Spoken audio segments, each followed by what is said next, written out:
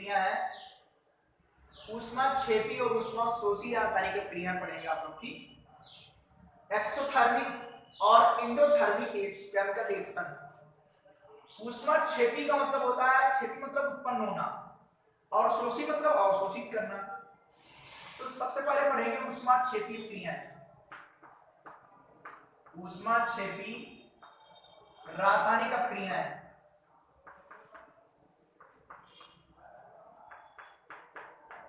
तो इसमें क्या होगा कि वे रासायनिक क्रियाएं जिनसे ऊष्मा उत्पन्न होती है ऊष्माक्षेपी क्रिया कहलाती हैं।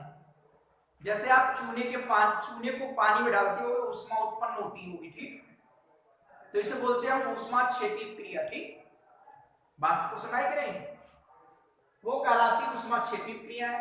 इसे बोलते हैं एक्सोथर्मिक रिएक्शन, केमिकल रिएक्शन। ठीक, जैसे क्रिया है C+O2 और बनेगा CO2 और प्लस 94.0 किलो कैलोरी ऊष्मा निकलेगी। अगर मान याद नहीं रहता तो प्लस ऊष्मा लिख दीजिए। ठीक, ये पहली आपकी रिएक्शन है एग्जांपल। अगला मीथेन है, इसको वायु में जलाएंगे तो आपकी CO2 बनेगी और जलवाष्प बनता है मीथेन। मीथेन का सूत्र CH4 है, इसको वायु में जलाएंगे CO2 जलवाष्प प्राप्त होगी। एक सी है, 4 H यहां पर है तो 2 लगा देंगे, 4 हो रहेंगे। वो आपके 2 ये और 2 कितने हो गए, 4, 2 लगा देंगे और प्लस ऊष्मा या ऊर्जा जो भी लिखना चाहो लिख सकते हो। ठीक, तो ये ऊष्माक्षेपीय क्रियाओं के उदाहरण है। ऊष्माक्षेपीय क्रियाओं के उदाहरण है। फिर इसके बाद है ऊष्माशोषी, अभी लिखवा देंगे, पहले थोड़ा ध्यान दीजिएगा। रासायनिक क्रिया क्या होती है, ये होती है एंडोथर्मिक केमिकल रिएक्शन। ये क्या होती है कि वे क्रियाएं जिसमें ऊष्मा अवशोषित होती है। जैसे N2 है, O2 है, वायु में N2O2 उपस्थित है, परस्पर क्रिया नहीं करती है। जब इनको ऊष्मा दी जाएगी क्रिया करेंगी। ये लिख दिया 42 किलो कैलोरी ऊष्मा दे रहे हैं, तब क्रिया होगी और बनेगा ये NO, नाइट्रिक ऑक्साइड। 2 है, 2 लगा दीजिए, ये बन गया आपका नाइट्रिक ऑक्साइड।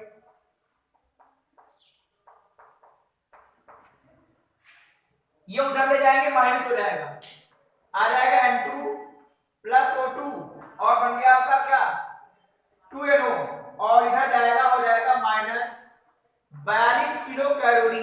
ये ऊष्मा उत्पन्न हुई। ठीक, तो इसमें माइनस चल रहा है और इसमें प्लस चलता है। ठीक भाई, इधर ऊष्मा उत्सर्जित हो रही है, इसमें अवशोषित हो रही है, ये अवशोषित हो रही है, ये उधर जाएगी तो माइनस हो जाएगी। ये ऊष्मा शोषी का उदाहरण हो गया और ये ऊष्मा क्षेपी का उदाहरण हो गया। तो हेडिंग डाल लीजिएगा, ऊपर आपको पहले हेडिंग डालनी है ऊष्माक्षेपी और ऊष्माशोषी रासायनिक क्रियाएं, साइड में हेडिंग डालनी है ऊष्माक्षेपी रासायनिक क्रियाएं। ठीक, लिखिए वे क्रियाएं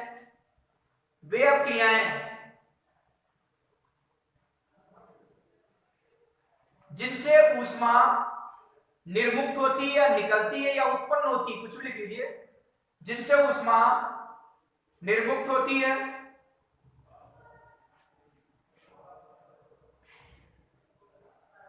ऊष्माक्षेपी क्रियाएं कहलाती हैं। ऊष्माक्षेपी क्रियाएं कहलाती हैं।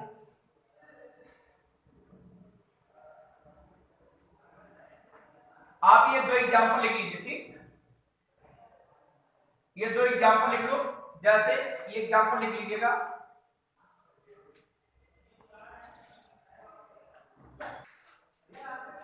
अब डाल देंगे ऊष्माशोषी क्रियाएं, तो उसमें लिखेंगे वे क्रियाएं जिनमें ऊष्मा अवशोषित होती है ऊष्माशोषी क्रिया कहलाती है। ठीक, नाम से स्पष्ट है, शोषण मतलब शोषी, अवशोषित करेंगे। लिखिए वे क्रियाएं जिनमें ऊष्मा अवशोषित होती है, वे क्रियाएं जिनमें ऊष्मा अवशोषित होती है ऊष्मा शोषी क्रियाएं कहलाती हैं।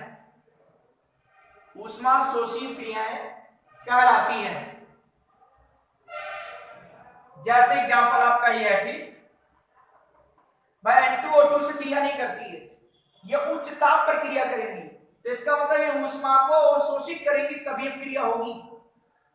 इसीलिए यहां पर प्लस में इधर लिखा गया, उधर जाएगा माइनस में हो जाएगा। ठीक, अगर ये भूल जाते हो मान तो यहां पर ऊष्मा लिख सकते हो। ठीक, ऊष्मा या ऊर्जा लिख सकते हो यहां पर। ठीक, और वो माइनस हो जाएगा, उसके बाद आप ये लिख देना। ठीक, तो इस तरीके से क्रिया हो गई ऊष्मा क्षेपी ऊष्मा शोषी, एक्सोथर्मिक और ये एंडोथर्मिक।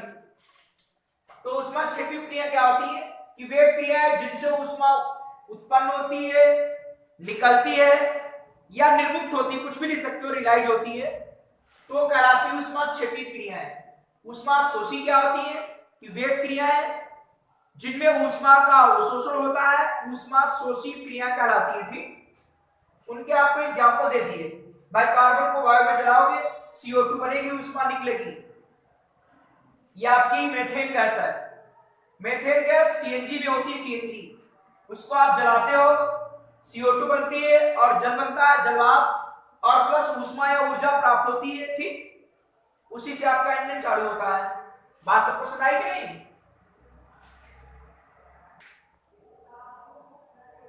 उपचयन या इसे बोलते हैं ऑक्सीकरण और अपचयन क्रिया है, ऑक्सीडेशन एंड रिडक्शन रिएक्शंस। ठीक, ऑक्सीडेशन और रिडक्शन। तो ऑक्सीडेशन का मतलब होता है ऑक्सीजन का जुड़ना, अपचयन का होता है ऑक्सीजन का कम होना। तो इसकी परिभाषा क्या लिखेंगे कि अभिक्रिया के समय, आपके यहां सिलेबस में सिर्फ ऑक्सीजन के आधार पर परिभाषाएं हैं। ठीक, आगे आप हाई क्लास में जाओगे, जो उच्च क्लास में जाओगे, इनकी परिभाषाएं अन्य तरीके से भी हैं। ठीक, इनके इलेक्ट्रॉन कॉन्सेप्ट भी हैं और चीजें भी पढ़ेंगे परिभाषाएं। यहां आपके सिलेबस में सिर्फ ऑक्सीजन की वृद्धि और कमी के आधार पर परिभाषाएं पढ़ रहे हो। ठीक, कि अभिक्रिया के समय किसी पदार्थ में ऑक्सीजन की वृद्धि को,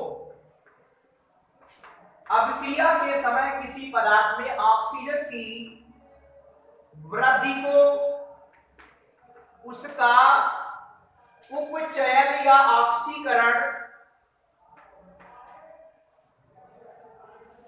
तथा अभिक्रिया के समय किसी पदार्थ में ऑक्सीजन की वृद्धि को उसका उपचयन या ऑक्सीकरण तथा किसी पदार्थ में ऑक्सीजन की कमी, किसी पदार्थ में ऑक्सीजन की कमी को उसका अपचयन कहते हैं, अपचयन कहा जाता है। चाहे सकते। ठीक, बात सबको सुना रही कि नहीं? अपक्रिया के समय किसी पदार्थ में ऑक्सीजन की वृद्धि को उसका ऑक्सीकरण या उपचयन तथा किसी पदार्थ में ऑक्सीजन की कमी को उसका अपचयन कहा जाता है। ठीक, ऑक्सीकरण या उपचयन, ऑक्सीडेशन मतलब ऑक्सीजन का बढ़ना और रिडक्शन का मतलब होता है घटना, ऑक्सीजन का घटना। तो ये कहलाता है ऑक्सीकरण और ये कहलाता है अपचयन। ठीक है, ये ऑक्सीजन के आधार पर परिभाषाएं हैं, इसीलिए थोड़ा ध्यान दीजिएगा आप लोग कि इस तरीके से परिभाषाएं लिखते हैं इसकी। अगर केवल ऑक्सीकरण पूछ दे तो आप लिख देना कि अभिक्रिया के समय किसी पदार्थ में ऑक्सीजन की वृद्धि को उसका उपचयन या ऑक्सीकरण तथा किसी पदार्थ में ऑक्सीजन की कमी को उसका अपचयन कहा जाता है। जैसे एग्जांपल देखिए, जैसे आपकी समीकरण है नंबर 1 कि आपका कॉपर है, इसे वायु में जलाएंगे तो कॉपर ऑक्साइड बनेगा। यहां पर 2 है तो यहां पर 2 लगा दीजिए, 2 कॉपर हो गया। ठीक, तो इस क्रिया में क्या हो रहा, कॉपर में ऑक्सीजन की वृद्धि हो रही तब ये बन रहा है। तो इस क्रिया में कॉपर ऑक्साइड में उपचयन या ऑक्सीकरण हो रहा है। क्या लिखोगे इस क्रिया में? अगर केवल ऑक्सीकरण या उपचयन पूछे तो इतनी परिभाषा लिखेंगे बस ऊपर वाली की। जैसे कि एग्जाम्पल ये है कि 2CO प्लस O2 और बनेगा क्या 2CO, ये कॉपर है, कॉपर, और ये कॉपर ऑक्साइड है, कॉपर ऑक्साइड। बात सबको समझ आई कि नहीं? इस अभिक्रिया में, इस अभिक्रिया में कॉपर का कॉपर ऑक्साइड में उपचयन या लिखोगे ऑक्सीकरण हो रहा है, ऑक्सीकरण हो रहा है। क्यों? क्योंकि ऑक्सीजन की वृद्धि हो रही है। बात सबको सुनाई कि नहीं? इस अभिक्रिया में कॉपर का कॉपर ऑक्साइड में क्या हो रहा है? उपचयन या ऑक्सीकरण हो रहा है। क्यों? क्योंकि भाई इसमें ऑक्सीजन की वृद्धि हो रही है। दूसरा उदाहरण देख लीजिए, जैसे ये Zn है और प्लस C है, इसको गर्म कर दें, इसको गर्म कर देंगे, बनेगा Zn और plus CO, carbon monoxide gas निकलेगी। तो इस अभिक्रिया में क्या हो रहा है? इसका क्या हो रहा है? अपचयन। क्योंकि देखो इसमें क्या लिखा है, किसी पदार्थ में ऑक्सीजन की कमी, इसमें ऑक्सीजन की कमी हो रही है, तो इसके नीचे लिख दोगे इस अभिक्रिया में ZnO का Zn में अपचयन हो रहा है, अपचयन हो रहा है। बात सबको सुनाई कि नहीं? बताओ भाई, इसमें ऑक्सीजन की वृद्धि हो रही है, इसमें ऑक्सीजन की कमी हो रही है इसकी, ठीक है? तो इस क्रिया में ZnO का Zn में अपचयन हो रहा है। ठीक, क्यों हो रहा है? क्योंकि ऑक्सीजन की कमी हो रही है, इसमें ऑक्सीजन की वृद्धि हो रही है। तो ये आपका ऑक्सीकरण या उपचयन का उदाहरण है, और ये अपचयन का उदाहरण है। ठीक, कभी कभी पूछ सकते हैं सिर्फ उपचयन किसे कहते हैं, ऑक्सीकरण किसे कहते हैं, तो परिभाषा लिख देना कि अपक्रिया के किसी समय किसी पदार्थ, अपक्रिया के समय किसी पदार्थ में ऑक्सीजन की वृद्धि को उसका उपचयन या ऑक्सीकरण कहते हैं। ठीक, और ये एग्जांपल लिख देंगे। दोनों पूछे तो आप इस तरीके से एक परिभाषा लिख देना और ये दोनों उदाहरण लिख देंगे। ठीक, बात आपको क्लियर हो गई होगी। अगली क्रिया डालेंगे रेडॉक्स अभिक्रियाएं। अगली हेडिंग है रेडॉक्स अभिक्रियाएं, रेडॉक्स रिएक्शन। तो थोड़ा पहले ध्यान दीजिए, रेड का मतलब क्या होता है? रेड का मतलब लाल नहीं, रिडक्शन, लाल ना समझ रहे हो भैया।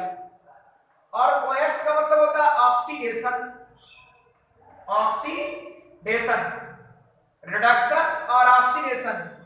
रेड मतलब रिडक्शन, OX मतलब ऑक्सीडेशन। तो परिभाषा अपने आप हो गई कि वे क्रियाएं जिसमें ऑक्सीकरण और अपचयन क्रियाएं दोनों होती हो, मतलब एक ही क्रिया ऐसी हो जिसमें ऑक्सीकरण क्रिया भी हो रही हो और अपचयन क्रिया भी हो रही हो, वो कहलाएगी आपकी रेडॉक्स क्रिया।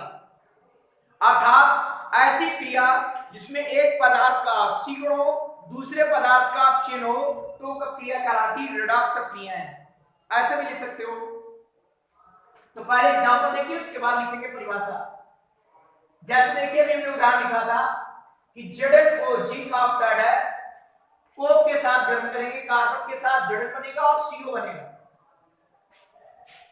यह आपका जिंक ऑक्साइड है, जिंक ऑक्साइड, कोक के साथ गर्म किया, जिंक बन गया, कार्बन मोनोऑक्साइड निकल गई। तो बताओ इस अभिक्रिया में क्या हो रहा है? बताइए आप लोग, ऑक्सीजन की कमी हो रही कि वृद्धि हो रही? तो हेडिंग डालेंगे रेडॉक्स अभिक्रिया। ठीक, लिखिए वे अभिक्रियाएं